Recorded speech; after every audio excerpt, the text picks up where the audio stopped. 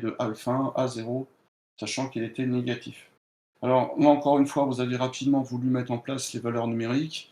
Il faut absolument, le jour du concours, faire en sorte que vous ayez des valeurs littérales. C'est ce qui se produit ici, il faut absolument le respecter pour éviter de se faire supprimer des points. D'accord. Ok. Puisque des fois, on peut très bien avoir fait une application numérique fausse et avoir eu des résultats théoriques justes. De la même façon, vous aviez une intégrale à réaliser sur FY, ça s'est très bien passé. Et vous aviez ensuite directement tous trouvé la bonne réponse, ou presque tous. Alors, maintenant, j'ai juste une chose importante que vous pouvez noter. Je vous ai envoyé le document auparavant pour que vous puissiez l'utiliser. J'aimerais vous demander, voilà, vous trouvez cet angle-là. Certains m'ont trouvé moins 47, d'autres m'ont trouvé, enfin, plein de choses différentes. Et la question, c'est est-ce que c'est possible? Voilà, est-ce que c'est possible? C'est la vraie question qu'il faut poser le jour du concours et il ne faut surtout pas l'éluder. Eh bien, tout simplement, ici, vous avez moins 60°, vous voyez? Et lorsque vous avez, grosso modo, en large et en travers, une répartition linéaire, vous dites: «Bah, moi, je me rapproche de ce que je sais». Ben, je sais que finalement, la position, finalement, de la résultante se trouve en gros à 2/3. Si je fais L étant la longueur totale que vous avez ici. Voilà. Donc, à partir du moment où vous avez ça, bah, ce raisonnement, vous pouvez grosso modo l'appliquer à l'angle. Donc, grosso modo, vous devez être à 2/3 des moins 60°, ce qui fait 40°. Vous voyez. Donc, résultat des courses, quand vous trouvez 39 moins 39,3, vous pouvez vous dire assez aisément, ouais, je pense que c'est juste. Voilà. Certaines personnes m'ont trouvé des angles à 89°, d'autres m'ont trouvé des réponses à 67°. Ce qui est très important, je leur ai expliqué d'ailleurs, soit sur leur corrigé de devoir, soit sur, par oral, en discutant, en échangeant sur Discord, eh bien, tout simplement, il faut absolument vérifier la cohérence de vos résultats à chaque fois. Voilà. Donc ça, c'est très important de l'avoir à l'esprit pour tout le monde, d'accord? Voilà, donc application numérique, voilà. Et puis la dernière question qui est, vous l'avez rédigée, mais forcément pas toujours bien, adroitement, mais vous avez, à mon avis, bien compris ce qui se passait. Dans la pratique, ici, vous avez toutes les petites actions, hein, si j'en prends une qui passe évidemment par le point haut. Donc si chacune d'entre elles passe par le point haut, la somme passe évidemment par le point haut. Voilà. Bien. Voilà. Donc, alors comme je suis un peu en retard, ce que je vais vous proposer maintenant, c'est plutôt de faire du cours. Les petits exos de combinatoire, vous les ferez. Je vais donner les solutions et si j'ai le temps, bah, je les fais à la fin avant qu'on se quitte. D'accord? Donc ce qui va m'intéresser maintenant, c'est de voir avec vous les problèmes du combinatoire. Alors pour ça, je vais changer, hop, et je vais me mettre ici. Voilà. Donc là, je vais maintenant aller plus lentement. Vous n'hésitez pas, si vous m'entendez, à évidemment interagir en laissant des petits commentaires. J'essaie de tourner la tête entre tous ces écrans pour vous suivre. Alors, on va prendre un exemple assez simple que vous avez normalement pu imprimer, que j'ai mis en avance sur le site, sur Discord. C'est de mettre en place l'équation d'un moteur. Donc ce moteur, finalement, on va étudier sa chronologie. Donc la chronologie du moteur, bah, finalement, vous allez très simplement, je vais la commenter si vous voulez bien. Donc, ici, je vais mettre un brush, voilà, plaque, et mettre ici du rouge, ok. Donc, je vais mettre, hop, au niveau de la chronologie du moteur, voilà, voilà, place, voilà. Bon, alors, ce qu'il faut bien comprendre, c'est que là, vous avez marche, tout simplement. Donc, vous pouvez annoter votre document. Le A va correspondre à arrêt. Et puis, finalement, ça, ce sont des boutons. OK. Donc, et ici, vous avez en fait l'actionneur, donc le véritable moteur.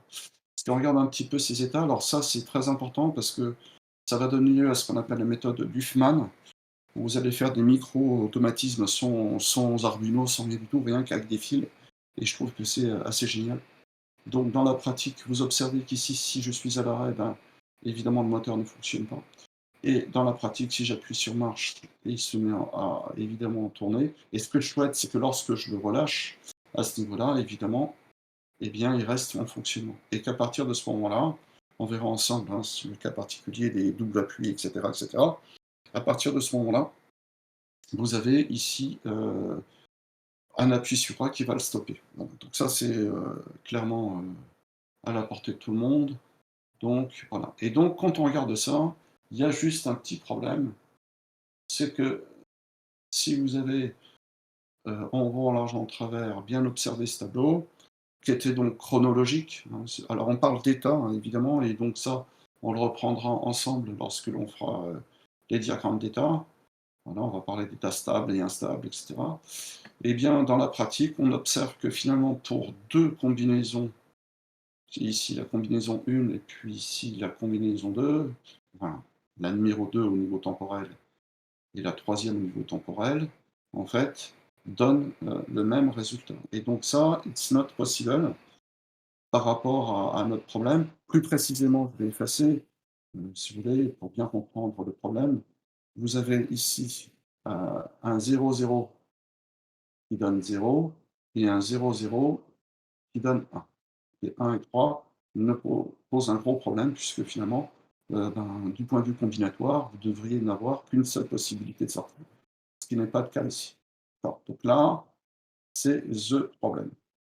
Donc résultat des courses, à ce niveau-là, on s'était quitté un petit peu avant et on va regarder un petit peu, ce que l'on va faire. Alors je vais un peu vite, mais vous avez le document et vous pouvez le reprendre tranquillement et encore une fois, aujourd'hui, je fais que le cours, je ferai les exos, si vous voulez, le jeudi pour que vous ayez un tant soit peu digéré. Donc dans la pratique, j'efface aussi ça, donc je garde à l'esprit quand même cette histoire. Donc on va, regardez bien, mettre en place une variable supplémentaire. Cette variable supplémentaire ici, dans la pratique, alors, OK, voilà, cette variable supplémentaire ici, donc je vais l'appeler petit x. Alors, il est très important de noter qu'effectivement ici j'ai employé une petite lettre. C'est une variable, OK? Et ce n'est pas un actionneur au moment où on parle, c'est une variable. À partir de là, qu'est-ce qui se passe? Eh bien, on va faire alors je ne l'ai pas rappelé évidemment parce que et les élèves de SSI l'ont vu en première, rappelez sans doute en terminale, peut-être, pas toujours. Les élèves de soutien l'ont fait avec monsieur Valandier, mais si ça pose problème, on y reviendra. Eh bien, on fait ce qu'on appelle une table de vérité. Alors cette table de vérité, en fait, je vais effacer un peu ce que j'ai fait déborder, voilà. Eh bien, cette table de vérité, en fait, dans la pratique, qu'est-ce qu'elle vous dit? Elle vous dit qu'on avait au départ 4 cas de figure. Eh bien, si je prends par exemple, je vais effacer, évidemment, c'est pas dans mon calque, voilà. Je vais effacer ça. Si on regarde un peu ce qui se passe, le passage de cette table de vérité finalement à ce qu'on avait au départ s'effectue comment? Eh bien, si on regarde un petit peu notre affaire, on va retrouver chacune de nos situations. Je vais prendre celle-ci, si vous voulez bien. Cette situation, en fait, je vais la dupliquer et pour en faire la différence, je vais rajouter cette variable x. Alors évidemment, cette variable x qui se trouve ici. Bon, hop, variable x que je prends ici. Et cette fois, on observe, donc je suis sur le tableau de Carnot, je vais le mettre ici pour pouvoir écrire dessus.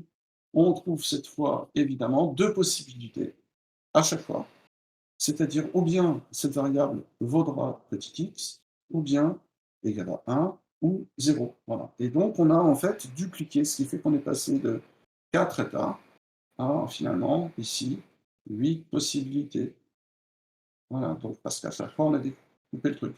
Et là, c'est là qu'il faut qu'on fasse très attention, et en particulier dans cette situation, de départ, c'est que cette variable va nous permettre de rajouter en fait un discriminant et dans la pratique ici de dire, ben, si cette variable est à 1, alors je me retrouve avec un 1 au niveau moteur et puis si je me retrouve à 0, c'est que forcément ça passe ce moteur à 0 ou il est déjà à 0 à ce moment-là de l'histoire. Donc ça, c'est difficile de le comprendre comme ça, donc l'idée, c'est d'arriver à, en gros, alors je vais essayer d'effacer tout ce que j'ai pu faire en rab.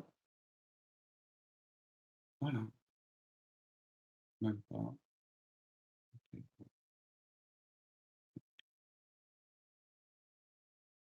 Voilà, donc j'en ai un peu partout. OK.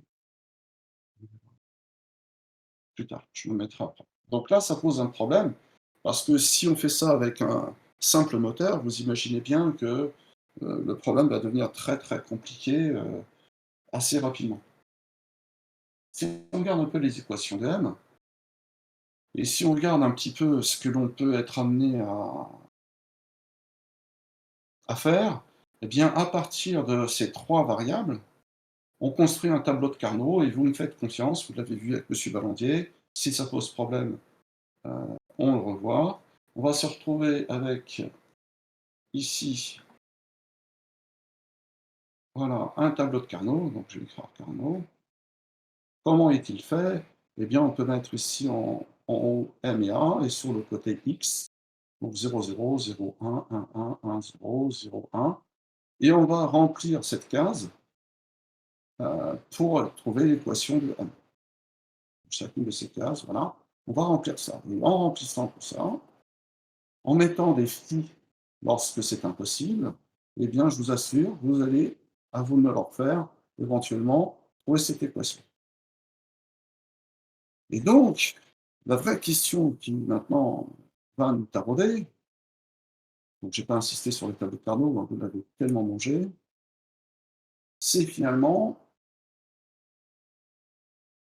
que représente physiquement X?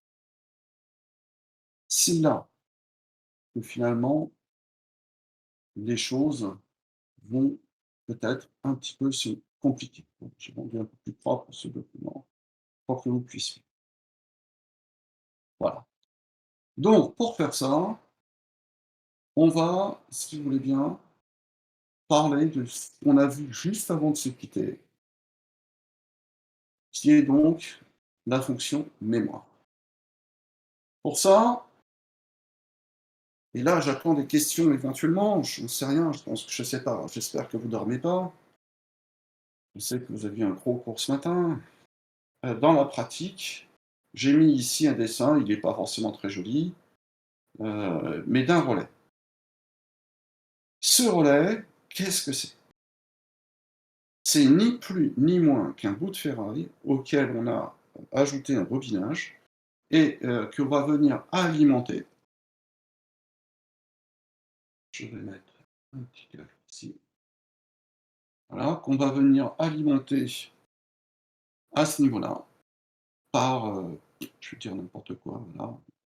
Je mets en place, un interrupteur et on va venir l'alimenter. OK. La particularité, bah, du coup, si je l'alimente, c'est que la pièce qui se trouve être là, dont je vous ai déjà parlé, hein, elle va basculer et elle va en fait basculer en fait de position tout plein de contacts de sortie qui se trouvent être notés les petits X. Mais alors ces choses-là, il peut y en avoir des flopées, hein, c'est-à-dire que vous allez avoir autant de possibilités, que votre, voilà et tout ça, ça va s'appeler petit x. On pourrait lui donner un nom x1, x2, x3, etc. Mais ce sont des petits, des enfants du grand X. Donc il va se passer une chose très importante. Et là, je vais lentement. Il va falloir distinguer 2 choses. Quelle est l'équation de grand X?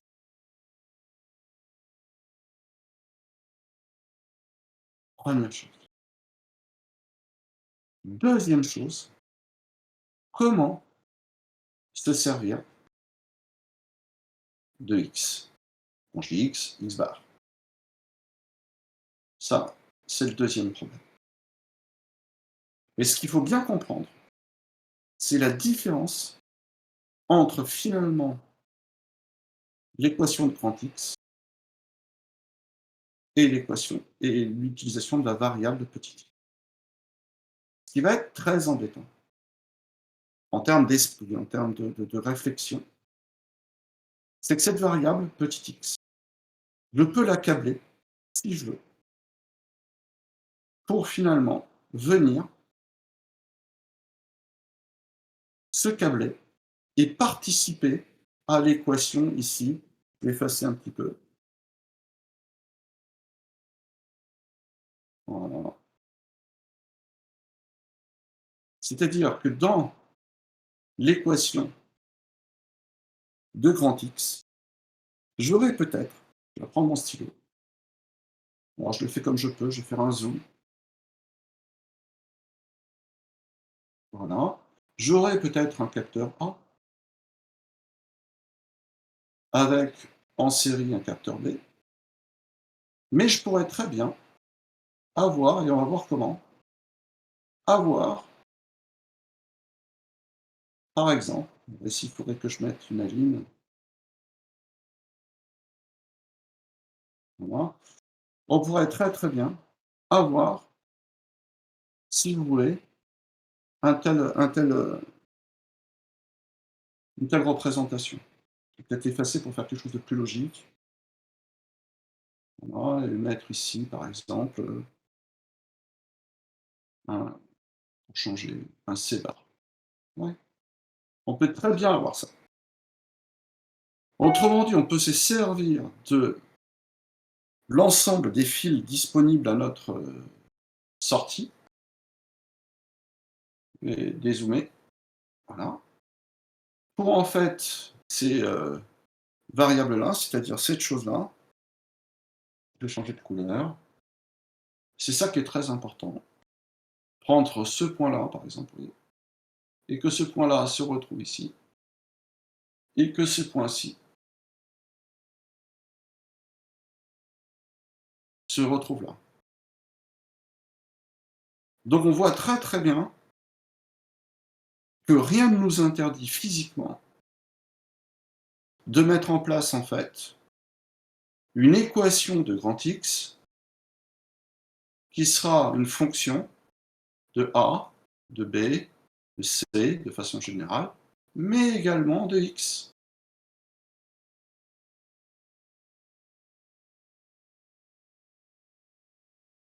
Charge à nous de bien l'utiliser. Les fameux fils, vous en souvenez peut-être pas, hein, on avait une masse commune, etc. Les fameux fils, ou le fameux fil que je vous ai demandé de prendre et de ramener à l'entrée, c'était celui-là.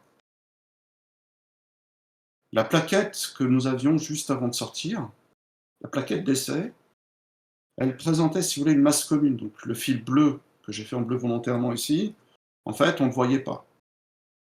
C'était sous-entendu. D'accord. En grand, large, en travers, c'est comme si ici j'avais une masse commune. Quand j'étais en série, je pouvais le récupérer. Et je pouvais mettre aussi éventuellement du plus. Tout dépend comment on inverse l'alimentation. Ici, ça serait même inversé. Donc, ce fil ou un de ces deux fils, dans l'expérience que nous avons donc observée ensemble juste avant de partir, c'est exactement ça. C'est exactement ça. Et vous pouvez prendre un bout de ferraille, du bobinage et fabriquer vous-même avec une lame, par exemple de scie à métaux, je l'avais fait ça en cinquième, eh bien, une simple mémoire, tout simplement en reprenant ce que vous avez à la sortie, en le mettant en entrée. C'est vraiment très important. Ce que je vais faire maintenant se base sur tout ça. Donc j'espère que vous avez compris un petit peu notre affaire. Bien. Donc à partir de ce moment-là, je reviens à mon écran général, supprimer le calque que je viens de créer et regarder un petit peu ce qui se passe. Quand dans la pratique on parle de mémoire, enfin plus ou moins ici plutôt de relais, l'idée c'est de découpler bêtement et méchamment finalement la partie commande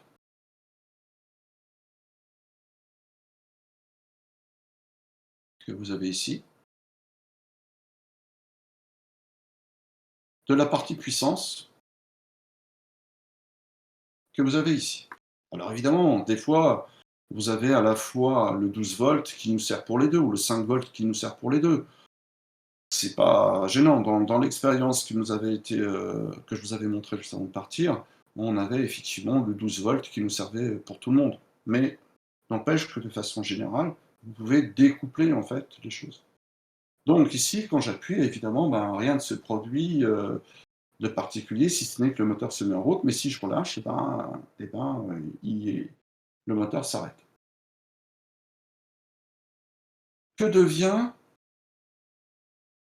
ce schéma si maintenant je considère que le petit x, il y en a plusieurs, hein, ils portent tous un nom générique, on l'appelle x, peu importe, revient dans l'entrée.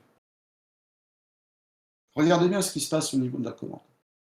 Donc, tout à l'heure, je l'ai fait avec des fils, maintenant je le fais avec un schéma électrique. Au moment où j'actionne pour la première fois le M,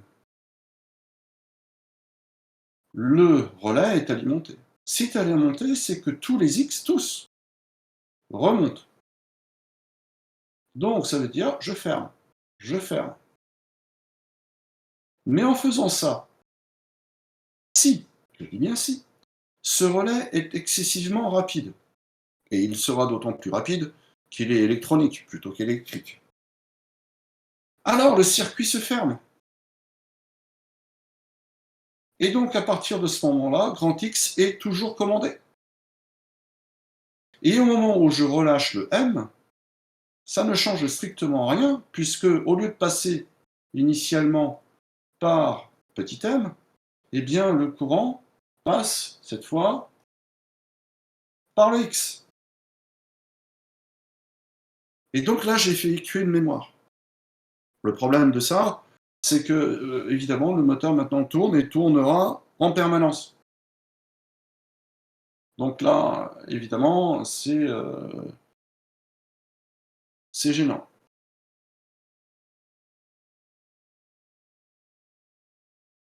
Voilà. Donc, on va, alors, 2 secondes, je regarde un peu ce Thomas, tu peux le mettre dans le salon, questions ici? Je l'ai vu juste furtivement passer. Refais un copier-coller de ton message, Thomas, puisque en fait, dans la pratique, je l'ai vu passer, mais il faudrait que j'aille dans l'autre salon. Merci Thomas.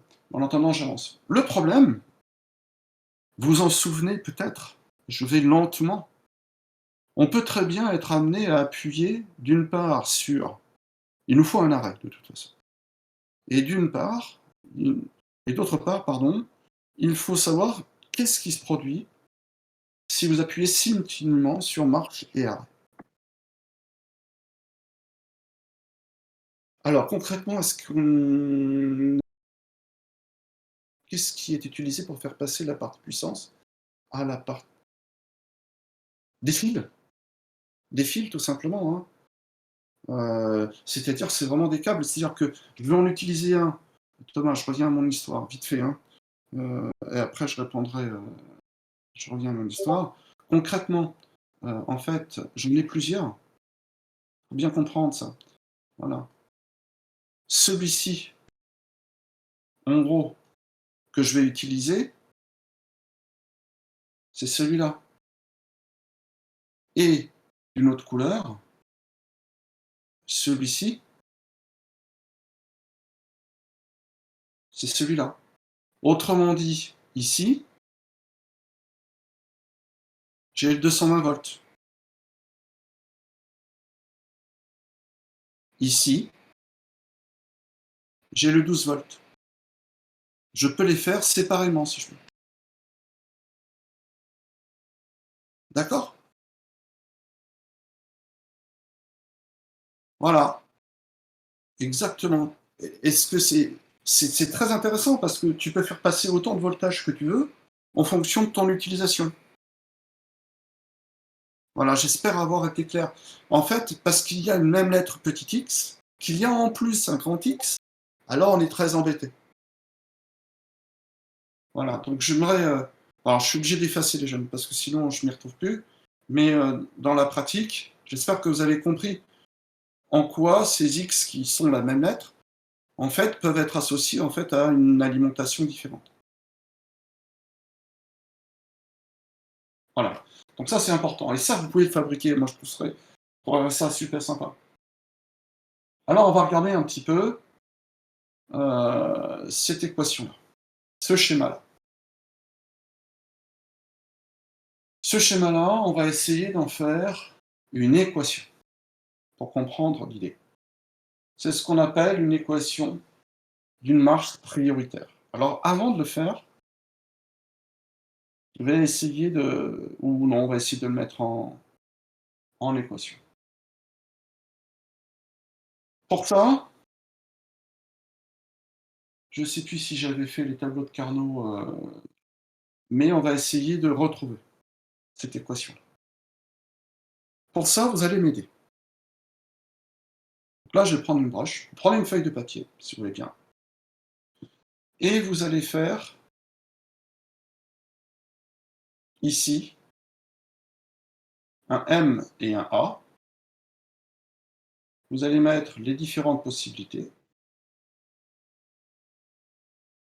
Et sur le côté, vous allez mettre 0 et 1.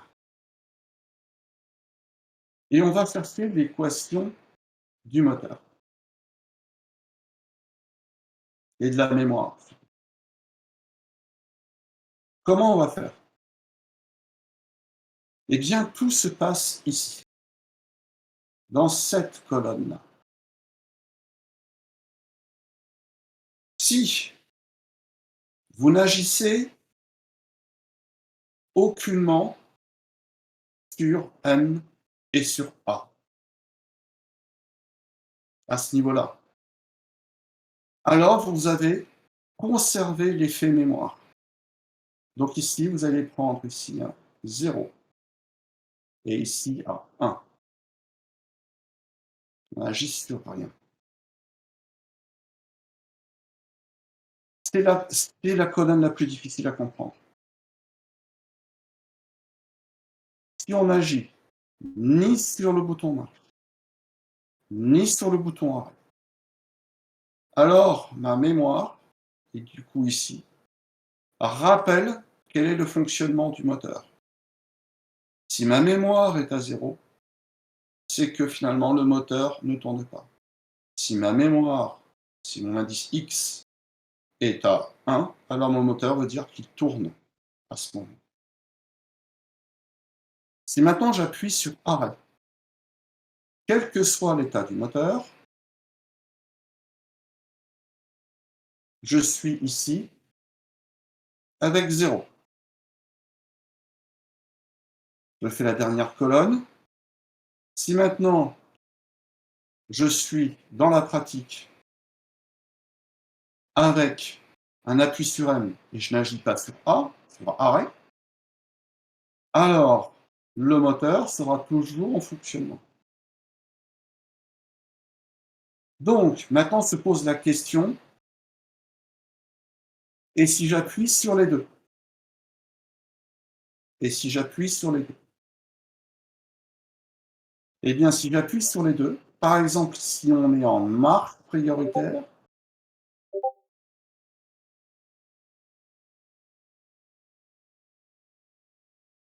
alors je veux que le moteur tourne.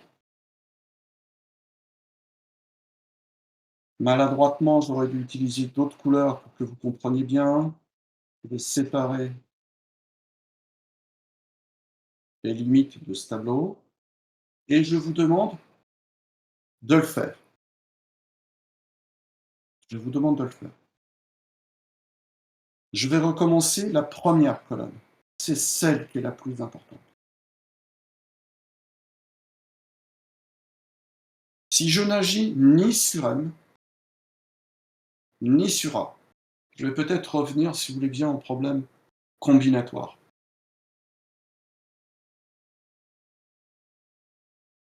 Et insister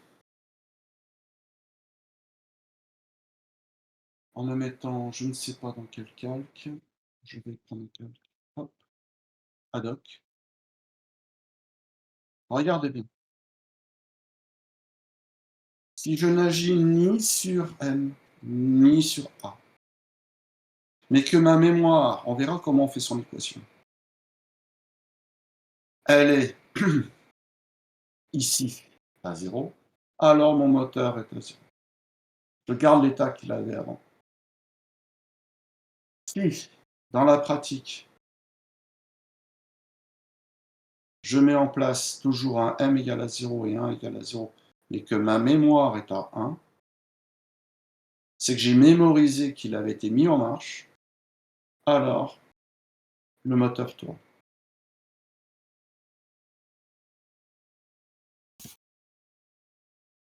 Je vais passer de l'autre côté et j'y reviendrai autant de fois que nécessaire. Donc, si je n'agis pas ni sur A, ni sur M, pardon, ni sur A, et que ma mémoire est à 0, alors le moteur ne tourne pas. Si, on verra comment on trouve ces équations de mémoire. Et pour l'instant, on essaie de comprendre déjà le processus. Si je n'appuie ni sur A, ni sur M, ni sur A, pardon. Alors je garde ce qu'il était en train d'être précédemment, c'est l'effet mémoire. Et donc, on avait considéré que lorsque x est égal à 1, le moteur est égal à 1. C'est la colonne la plus difficile à comprendre. Je vais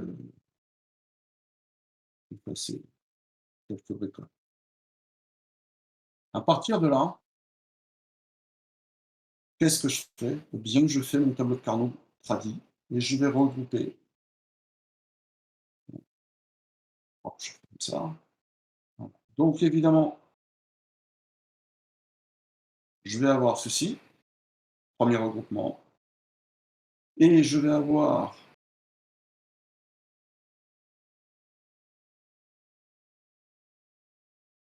le deuxième regroupement. Celui-ci nous donne M, et celui-ci nous donne le A bar X. Donc la solution finale, en considérant que j'ai intentionnellement confondu le moteur avec la mémoire, j'ai l'équation de mon système. On va regarder ensemble la réalisation pratique. C'était la dernière expérience que je vous ai faite. Lorsque j'appuie sur M, la bobine, c'est-à-dire le composant, c'est-à-dire ce X-là, il se ferme. Clac.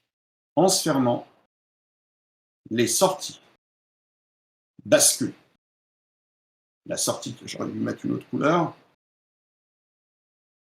voilà, la sortie bascule.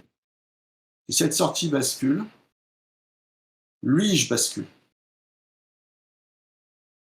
Et comme je n'agis pas sur A et que j'ai donc A bar, c'est donc qu'il est naturellement fermé, le courant, à ce moment-là, de façon assez furtive, peut passer aussi bien ici que là. Ça pose aucun problème. Et donc la bobine, maintenant, si je relâche M, elle est toujours alimentée. Elle est alimentée par le circuit A bar X. Si maintenant que j'ai relâché le M, quand le M vaut 0, et que le X, bon, petit x vaut 1, si jamais j'agis sur A, ben ça veut dire que si A vaut 1, ben ça veut dire que A bar égale 0.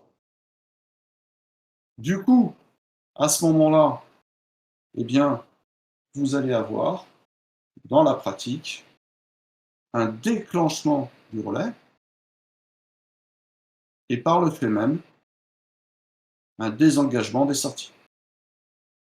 Comme j'ai confondu le moteur avec ma mémoire pour l'instant, dans des exemples simples, eh bien, dans la pratique,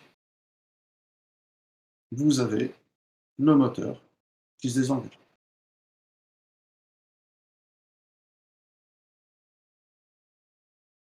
Et là, je vais effacer un peu tout ça, je vais lentement. Je sais que c'est compliqué, surtout à distance. Si j'avais la petite maquette devant moi, je pourrais peut-être plus facilement vous convaincre. Normalement, vous avez été nombreux, si mes souvenirs sont bons, à essayer cette maquette, à rajouter ce fil. Et en fait, le fil dont je parle, c'est ce fil-là, en fait. Ici, il faut imaginer un plus 12 volts que je suis venu mettre quelque part ici. Ouais. Et donc, résultat des courses, je réussissais à alimenter, en fait, parallèlement, mon relais. C'est-à-dire que une fois qu'il était alimenté, ici, si je mets par exemple plus 12 pour vous convaincre, ici j'ai le fameux petit X, ici le fameux A bar, vous voyez, ça marche. Et là, si vous voulez, en parallèle, je mets le M.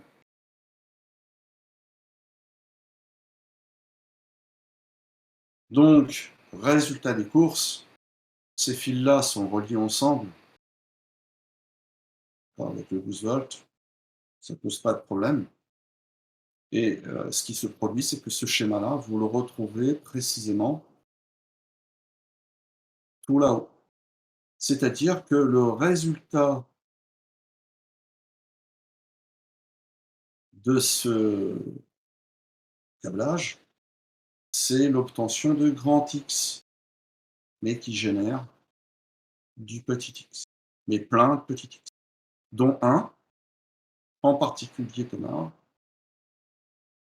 qui, lui, disposera non pas de 12 volts, mais de 220 volts, et qu'ici, j'ai le moteur.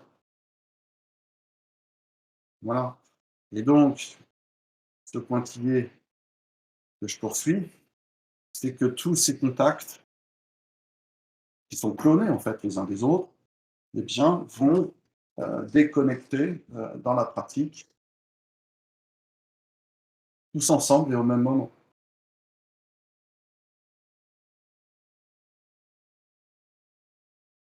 Voilà, j'espère que j'ai pas été trop compliqué. Mais on va faire des exos jeudi, il faut le digérer ça. Faut prendre le temps, il faut regarder le dessin. Clairement, si vous disposez d'un relais, et puis d'une ampoule et d'une pile 4 volts 5, 2 interrupteurs, vous êtes capable de le faire. C'est pas mortel du tout. Voilà, donc là, je vais faire, voilà. Alors cette mémoire, on la dessine. Ça se dessine dans nos études, voilà, et ça se dessine sous la forme, heu, que vous avez ici, voilà, d'un petit carré, séparé en 2 par des pointillés, où en entrée, vous allez avoir, en fait, dans la pratique, je ne sais pas si on va le voir, là, hop, là,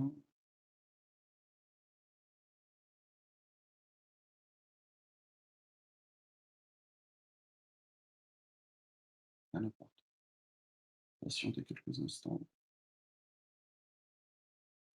juste, le déplacer juste là. Voilà, on a une entrée, c'est A. Il faut bien comprendre que ce A, ce n'est pas l'équation du A bar qu'on a tout à l'heure. C'est vraiment quand c'est un interrupteur, si vous voulez. Il faut imaginer ici, pardon, n'importe quoi. Il faut imaginer ici un trait vertical où vous allez avoir votre plus 12 volts. Là, il faut imaginer ici un interrupteur M, un interrupteur A.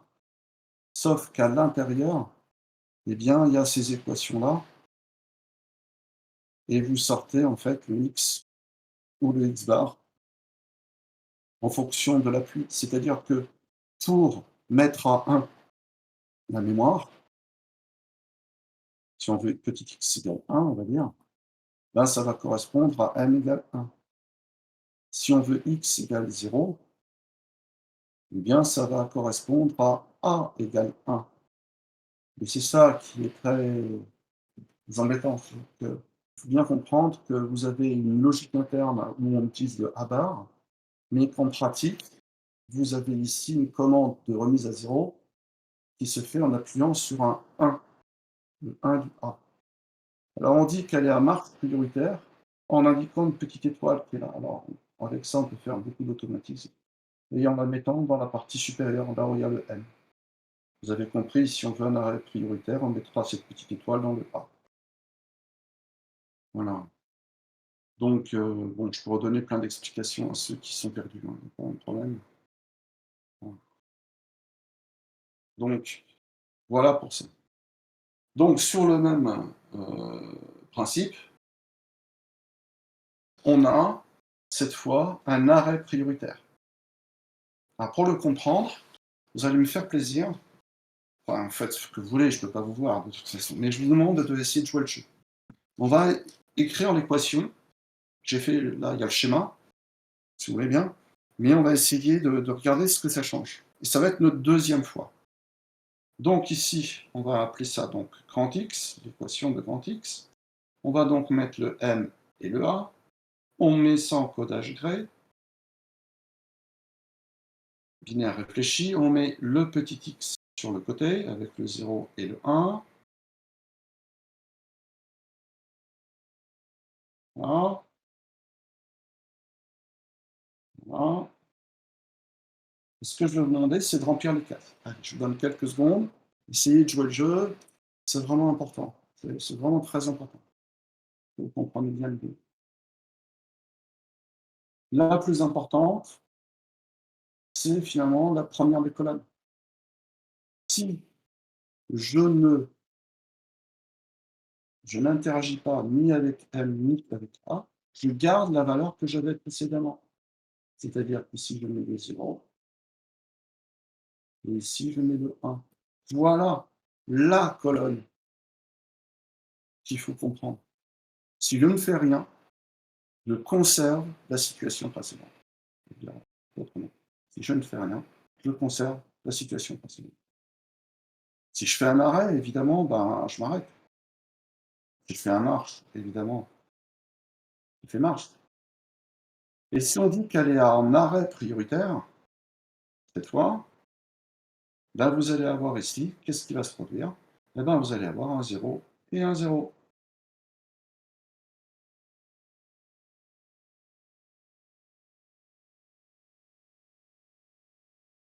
Est-ce que vous comprenez ce que je vous raconte? Allô? Oui, oui, ça Ça va. va? Voilà. Oui, merci Florian, merci. Bon, voilà, parce que j'ai peur de vraiment parler dans le vide et c'est la hantise, voilà. Donc là, je suis en arrêt prioritaire, voilà. Et donc à partir de ce moment-là, on obtient ces équations. Donc là, je vais effacer, si vous voulez bien, on érase, et évidemment, voilà. Donc à partir de ce moment-là, on se retrouve avec ces équations-là, et on comprend bien pourquoi elle est à arrêt prioritaire. Si elle est en arrêt prioritaire, qu'est-ce qu'on remarque? Je vais analyser les équations vite fait. Mais on voit que le A bar, ah zut, j'ai pas mis de dû écrire dans un calque qu'il fallait pas. C'est pas évident, hein, je vous assure. Alors, voilà, on voit que le A bar, il est en facteur. Facteur, ça veut dire qu'il est en série. S'il est en série, eh bien, on comprend bien, encore une fois, que quoi que l'on prenne pour M ou pour X, de toute façon, vous avez, dans la pratique, le A qui va l'emporter. Tout à l'heure, j'appuyais sur M et sur A. Ok, le A passe à 1, donc le A bar passe à 0, mais comme j'appuie sur M, bah, le M étant égal à 1, bah, X est toujours actif. Donc on voit bien qu'on a la marche prioritaire. Alors que là, si j'appuie sur M et sur A, c'est foutu.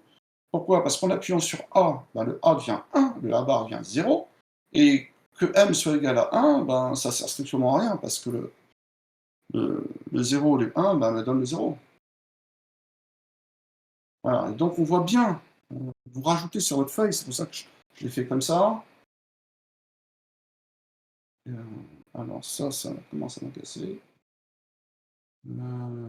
Voilà, il faut essayer de bien fonctionner. Donc le schéma, c'est celui-ci. Vous rajoutez ici, donc, à la main, et c'est pour ça que je l'ai fait. Oui, ben, c'est ce qu'il y a, ouais, voilà, c'est ça. Ici, on est à marche prioritaire. Tout à fait, oui. Tu le rajoutes sur ta feuille. Je vous oblige comme ça au moins à faire une micro-action. Et là, tu mets ici arrêt prioritaire.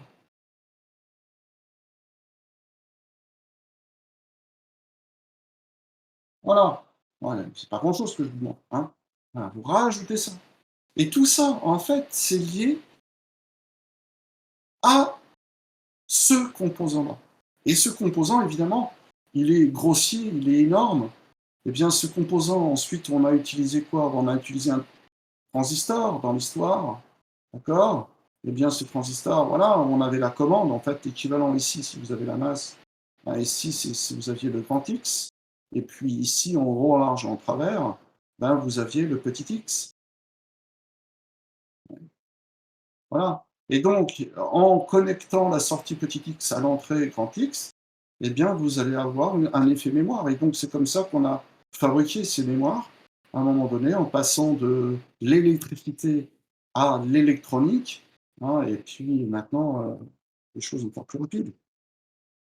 Voilà. Ce ne sont que des interrupteurs commandés qu'on utilise en faisant une chose étonnante. Pour l'activer, on utilise la sortie.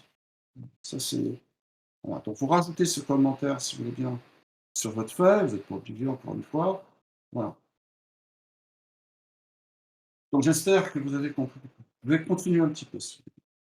Donc, voilà pour ça. On va regarder les types de mémoire qui existent. Il en existe en fait beaucoup.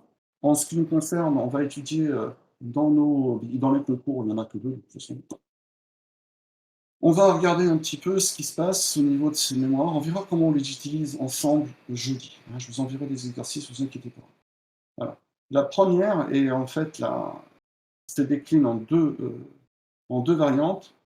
C'est la bascule RS, c'est en rond, en large et en travers, le reset, le set et le reset, donc RS.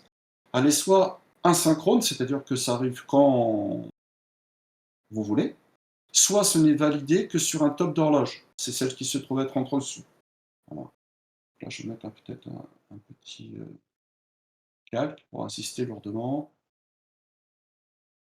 Voilà, donc on insiste lourdement sur la présence ici d'un signal d'horloge. Mais ce que j'aimerais, en vrai de vrai, vous faire toucher du doigt, c'est qu'il a fallu les fabriquer, ces mémoires, et c'est ça qui est intéressant. Là, on est sur des logigrammes, on pourrait prendre donc des circuits intégrés, et ici, on a ce qu'on appelle en fait un OR. Ce NOR, c'est-à-dire un non ou. La petite présence ici d'une pastille ronde à la sortie, c'est le fait de dire on prend la négation de ce qu'il y a juste avant. Et on s'aperçoit finalement qu'on fabrique des mémoires. On voit bien cette histoire où on va prendre des choses à la sortie et les ramener à l'entrée. Donc c'est vraiment le fil conducteur de ce phénomène de mémorisation qui est là. On a une table de vérité. Alors ça, c'est les premières à connaître. C'est pas du tout les plus performantes, mais c'est les plus faciles à fabriquer. Et puis dans beaucoup de cas, elles fonctionnent bien. Si on regarde en fait la table de vérité, regardez bien une autre notation que j'utiliserai jeudi. Jeudi, on va faire des exos un peu compliqués sur tout ça. Eh bien, Je vais peut-être faire un zoom, si vous voulez bien, pour qu'on comprenne bien cette table de vérité. Je rappelle une table de vérité pour ceux qui ont découvert avec Monsieur Ballantier ou qui s'en souviennent un peu, pas trop fort de leur première. Eh bien, en fait, on met des entrées et on fait, en fait, une présence de ces entrées sous forme, de binaire naturel. Donc 0, 0, 0, 1, 1, 0, 1, 1. Alors que le binaire, réfléchi, donc le code gré, lui, il est non terme. Et regardez bien, je vais effacer pour éviter de trop vous perturber. Vous voyez, tout ça, c'est des équations qu'on peut vous demander. C'était le cas l'année dernière, je crois, sur le moteur, Rochless. Eh bien, vous voyez que le Qn, c'est-à-dire la mémoire à l'instant n, eh bien, si je ne fais rien, eh bien, elle conserve celle que j'avais précédemment. Et donc, résultat des courses, évidemment, le Qn bar, elle est évidemment ici, elle conserve le Qn bar qu'elle avait précédemment. Si je fais un set, quel que soit l'état de la mémoire, elle passe à 1. Si je fais un reset, quel que soit l'ordre de la mémoire précédente, je passe à 0. Et par contre, et c'est pour ça que cette bascule n'est pas trop employée, elle est embêtante, si quelqu'un valide simultanément le set et le reset, alors en fait, on a un phénomène aléatoire que qu'on n'est pas obligé d'apprécier dans certains mécanismes. Voilà. Monsieur, le phénomène aléatoire, il est pas du tout Non, prévisible? non, pas dans cette bascule-là. Par contre, on va voir ce qui se passe dans la top de chez top. Donc je reviens sur mes moutons, voilà. Je voudrais simplement, insister sur la bascule, cette fois synchrone, Noé. On voit ces petits symboles qui sont là. Alors je vous rappelle, on a fait ça ensemble lorsqu'on a fait les hacheurs. On a des signaux, qui sont donc ici rectangulaires et en fait, ici vous avez le front montant et donc vous avez ça et ici vous avez le front descendant, vous avez ça. C'est-à-dire que ces bascules, si vous avez donc ici une entrée H, dans le temps évidemment, eh bien vous allez pouvoir interagir en fonction soit de l'événement j'ai un top d'horloge, tac, tac, comme, vous savez le petit bruit d'une comptoise,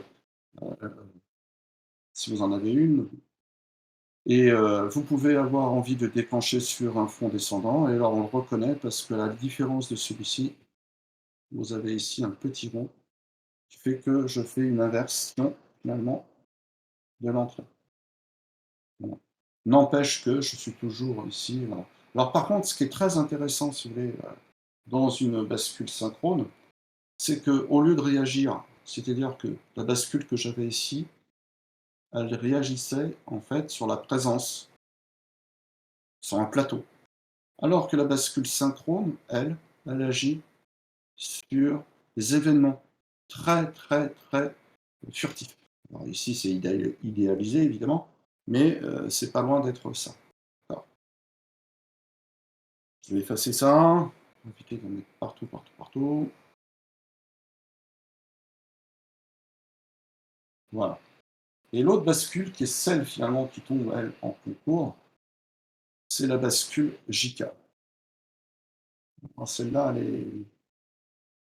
elle est passionnante, c'est ce qu'on fait de mieux finalement dans les bascules de base, en tout cas, les bascules JK. Donc, non seulement je vais faire un zoom, encore une fois, c'est une présentation, hein, et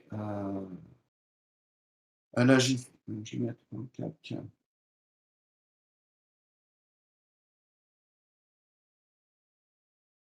elle agit sur, ici, un événement, donc ce qu'on retrouve là,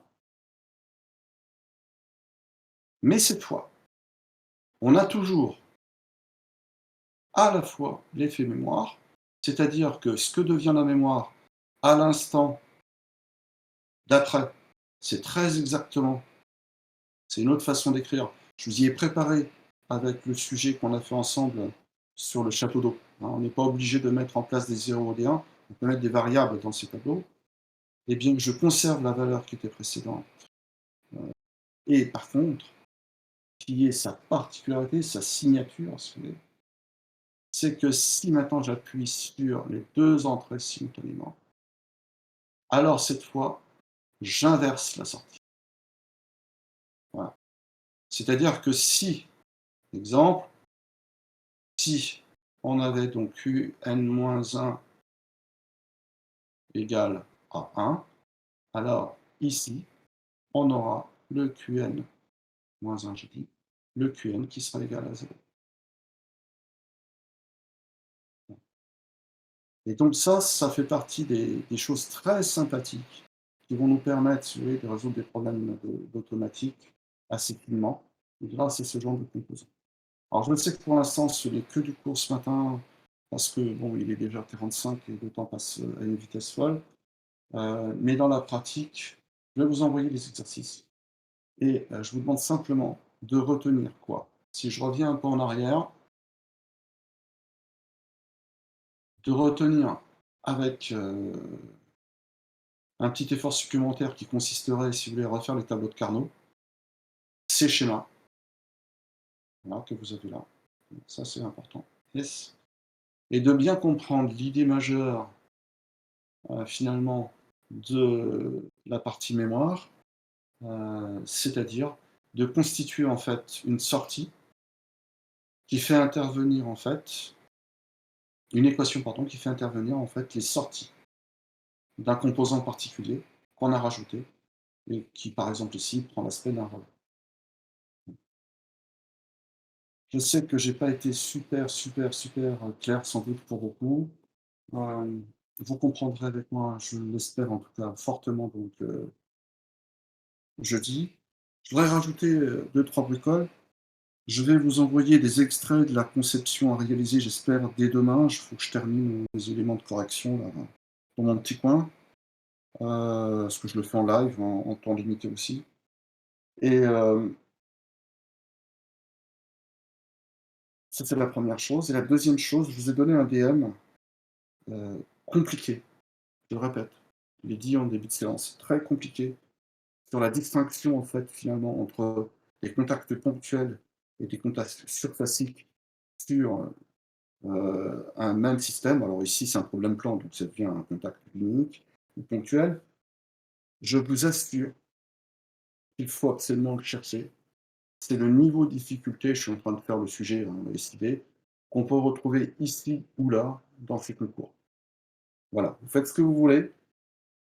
Je suis persuadé que vous aurez des difficultés, mais c'est parce que vous aurez eu des difficultés que vous comprendrez mieux la correction. Voilà, je vous remercie de votre, patience et bah, je vous souhaite un très, très bon appétit. Accrochez-vous et on se voit jeudi. À très bientôt.